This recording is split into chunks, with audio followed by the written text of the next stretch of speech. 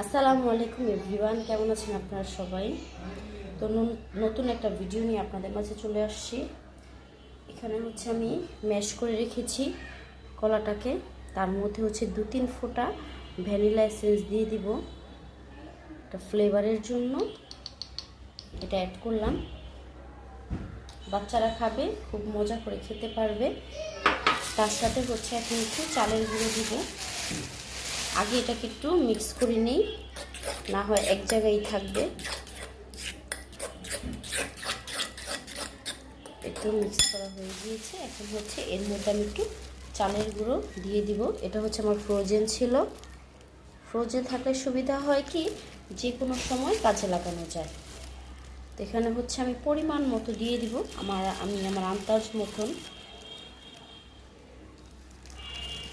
আর একটু দিব। এখানে হচ্ছে 3টা কলা পরিমাণ, এই তো দিয়ে দিলাম। তারপর হচ্ছে একটু ময়দা দিব।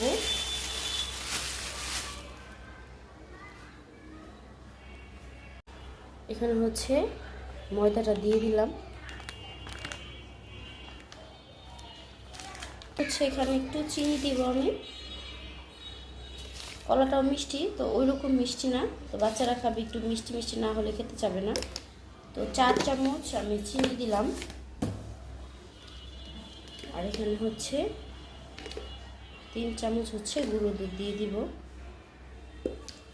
এটাও দিলাম টেস্টের জন্য। এখন হচ্ছে এটাকে মিক্স করব আমি।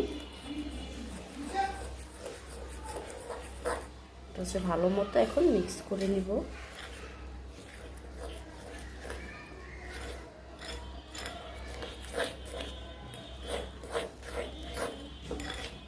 এটা এখন একটু শুকনো শুকনো লাগতেছে, এটা হচ্ছে আবার নরম হয়ে যাবে। মিক্স করা শেষ হলে হচ্ছে এটা আবার নরম হয়ে যাবে।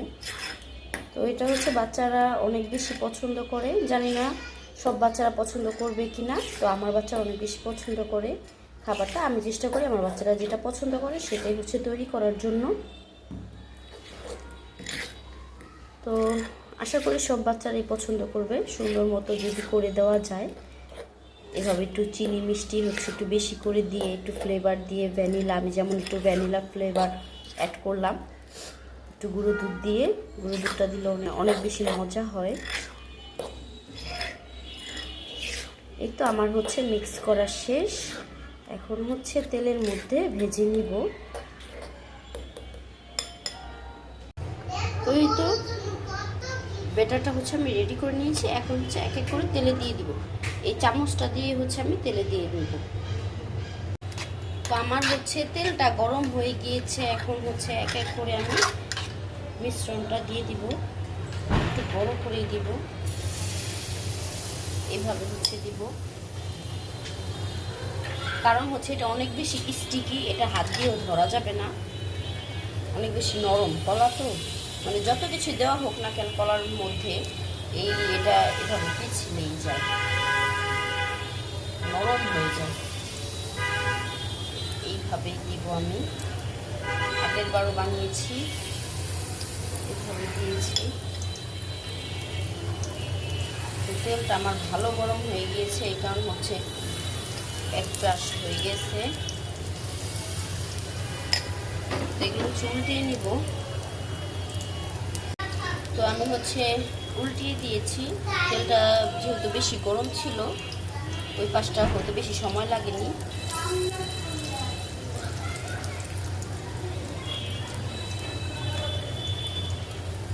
পাশটা একটু,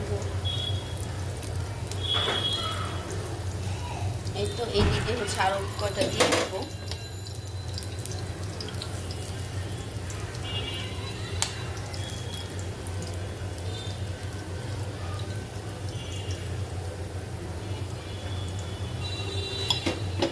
আরো কয়টা হচ্ছে দিয়ে নিলাম, ওপাশ দিয়ে হতে থাক।